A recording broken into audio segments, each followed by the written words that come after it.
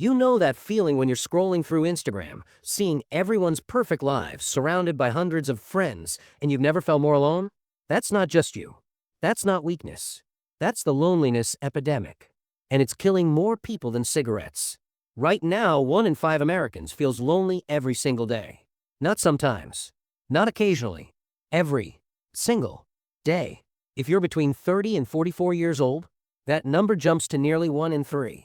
The U.S. Surgeon General just declared this a public health crisis on par with obesity and smoking. The World Health Organization held their first ever global summit on it this year.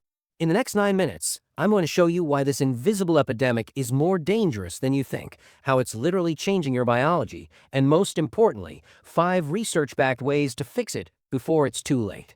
Because here's what nobody's telling you. Connection isn't just nice to have. It's life or death.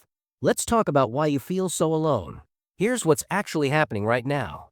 In the past 2 decades, in-person hangouts among teenagers dropped by 70%. 70%. Not because they're antisocial. Because they replaced real connection with digital connection. And adults, we're not doing much better. Americans have fewer close friends than any generation before us. We're less likely to join a church, a union, a book club, or even grab a beer at the local bar. We don't know our neighbors' names. We don't volunteer. We don't show up. Harvard researchers surveyed thousands of people and found that 21% of us experience serious, chronic loneliness. But here's where it gets interesting. The loneliest people aren't living alone. They're surrounded by people. One person in the study said they had plenty of family members around but didn't feel appreciated by them. Another said they were surrounded by people who only are present in my life because I'm useful to them. This is the part most people miss. Loneliness isn't about being alone. It's about feeling unseen. You can have 500 Instagram followers, a packed calendar, a spouse, co-workers, a full house, and still feel completely, devastatingly invisible. And men, you're getting hit harder than ever. For the first time in recorded history, men now report higher rates of loneliness than women, 42% versus 37%. Why? Because society told you that needing connection makes you weak. That asking for help is failure. So you suffer in silence until it breaks you. But before you think this is just an emotional problem, let me show you what loneliness is doing to your body. The Surgeon General didn't compare loneliness to smoking cigarettes for dramatic effect. He did it because the data is terrifying. Chronic loneliness increases your risk of stroke, heart disease, diabetes, cognitive decline, and early death. It raises your cortisol levels, your stress hormone. It disrupts your sleep. It spikes your blood pressure. It weakens your immune system. Over time, loneliness literally changes your brain structure. People who are lonely are twice as likely to develop depression. They're more prone to anxiety, self-harm, and suicidal thoughts. Their bodies treat loneliness the same way they treat physical danger: fight, flight, or freeze. And it's costing us billions. Among seniors alone, social isolation adds $6.7 billion to Medicare costs every year. Lonely workers take more sick days, are less productive, and burn out faster. Teenagers who report feeling lonely are 22% more likely to get lower grades. They struggle to focus. They withdraw.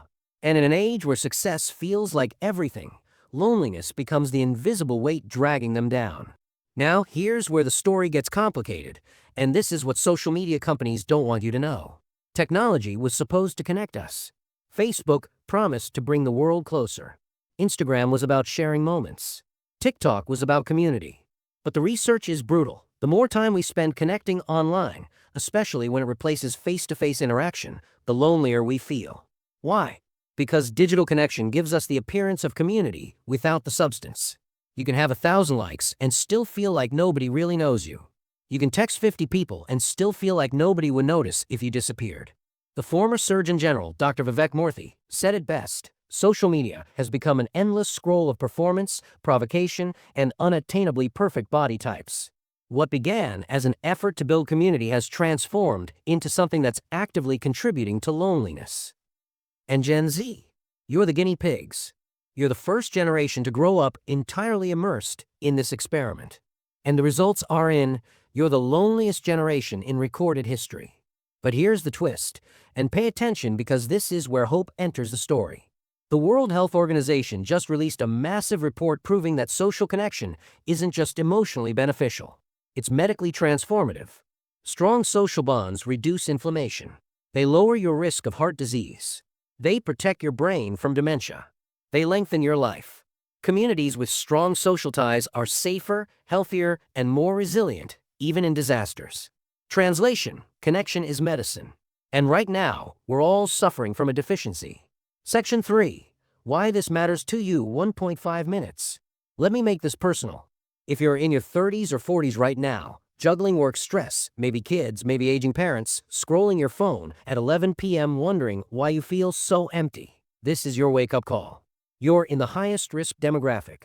And unlike a virus or a car accident, loneliness doesn't announce itself. It creeps in slowly. It makes you believe the lie that everyone else is fine and you're the problem. You start declining invitations because you're too tired.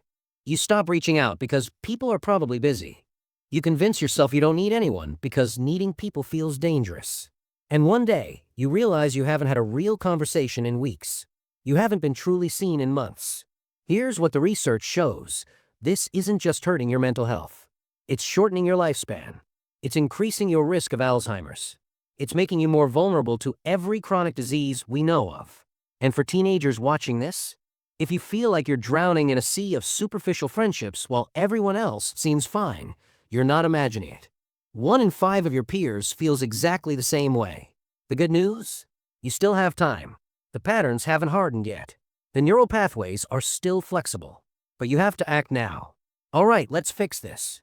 5 research-backed strategies that actually work. Strategy number 1, name it out loud. This sounds too simple to matter, but it's the most important step. Say it, I feel lonely. Not to the internet. Not in your head.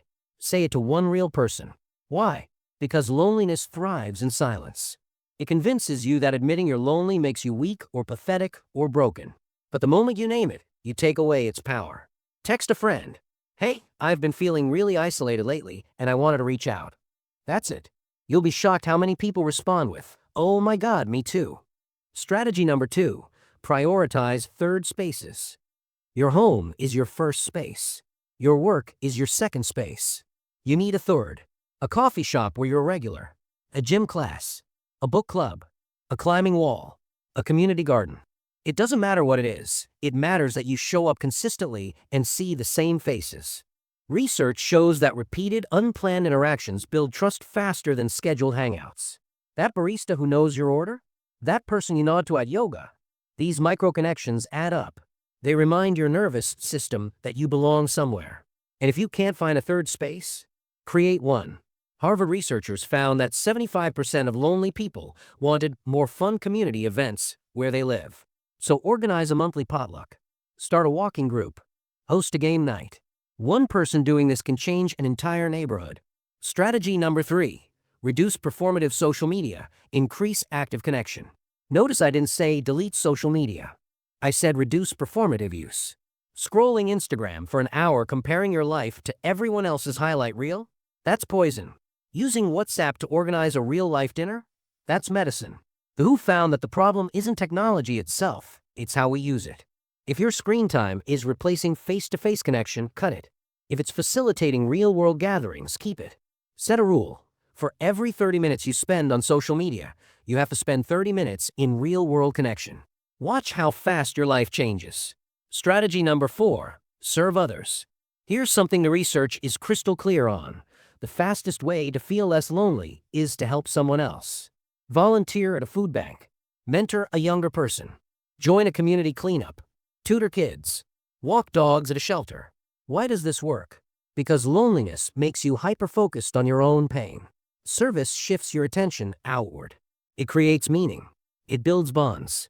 The Harvard study found that collective service provides important connections that relieve loneliness while also giving you purpose. You can't think your way out of loneliness. You have to act your way out. And service is the shortcut. Strategy number 5, invest in one deep relationship instead of 10 shallow ones. This is where most people get it wrong. They think the solution to loneliness is more people. It's not. It's deeper people. Research shows that one person who truly knows you, who you can call at 2 a.m., who you don't have to perform for, who sees your mess and stays, that one person is worth more than 100 acquaintances. So pick someone, a friend, a sibling, a partner, and commit to going deeper. Have the vulnerable conversations. Share the hard stuff. Ask the real questions. How are you actually doing? What's been weighing on you? What do you need right now that you're not asking for? Most people are starving for this level of connection. They're just waiting for someone else to go first. Be that person. Look, I know this video was heavy, but here's why it matters. We're living through the loneliest period in human history. But unlike climate change or the economy, this is a problem we can actually solve right now, today, with the people already around us. The World Health Organization isn't wrong. Social connection is medicine. Communities with strong bonds are healthier, live longer, and weather crises better. You just have to choose connection over comfort, vulnerability over performance, presence over productivity. If this video resonated with you, do me a favor, share it with someone who needs to hear it.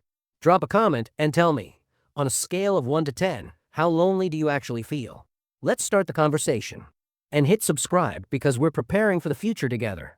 And that future is a hell of a lot less lonely when we face it as a community. You're not alone in being lonely. Now let's fix it.